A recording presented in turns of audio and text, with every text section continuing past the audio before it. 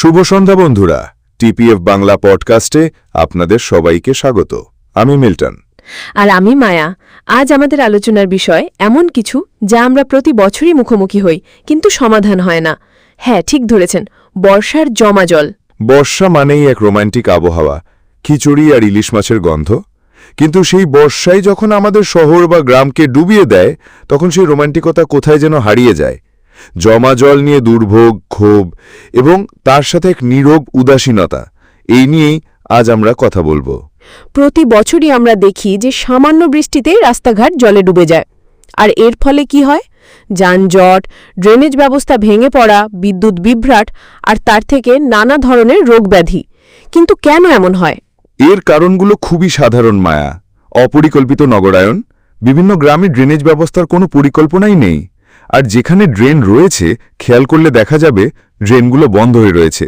কারণ আমাদের নিজেদের উদাসীনতা। আমরা যেখানে সেখানে আবর্জনা ফেলি, প্লাস্টিক ফেলি, তার থেকেই। একদম ঠিক। আমাদের চারপাশে একবার তাকালেই বোঝা যায় কতটা প্লাস্টিক জমে আছে।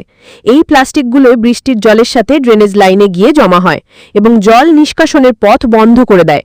এর জন্য কি আমরা নিজেরাও কম দায়ী? নিশ্চয়ই। শুধুমাত্র সরকার বা পৌরসভা বা পঞ্চায়েত ব্যবস্থাকে দোষ দিলেই হবে না, আমাদের নিজেদেরও দায়িত্ব নিতে হবে।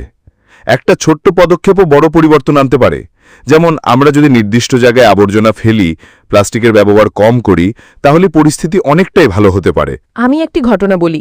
গত বছর আমার এক বন্ধুকে দেখেছি, তার বাড়ির সামনে হাঁটু সমান জল জমে গেছে। এবার তার নিজের গাড়ি নিয়ে ওই জমা জল ভেঙে বের হওয়ার চেষ্টা করছিল, কিন্তু তার গাড়ির চাকা থেকে যে ঢেউ তৈরি হচ্ছিল তা তার পাশের এক রিকশা চালকের রিকশা প্রায় উল্টে দিয়েছিল।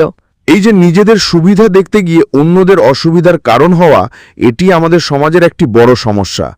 জমাজল শুধু একটি শারীরিক সমস্যা নয়, এটি আমাদের নৈতিকতারও একটি বড় পরীক্ষা।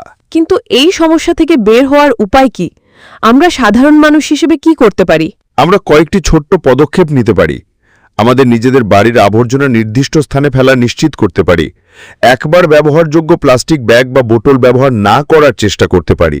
আমাদের বন্ধুবান্ধব বা প্রতিবেশীদের মধ্যে এই বিষয়ে সচেতনতা তৈরি করতে পারি।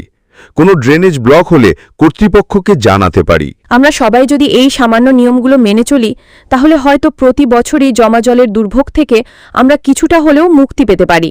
আজকের আলোচনা থেকে আমরা এটাই বলতে পারি, বর্ষার জমাজল শুধু একটি প্রাকৃতিক দুর্যোগ নয়, এটি আমাদের নিজেদের উদাসীনতার ফল। আসুন আমরা নিজেরা বদলাই, তাহলেই সমাজ বদলাবে। ঠিক তাই। আজ তাহলে এই পর্যন্তই। আবার নতুন কোনো বিষয় নিয়ে হাজির হব। ততক্ষণ ভালো থাকুন, সুস্থ থাকুন।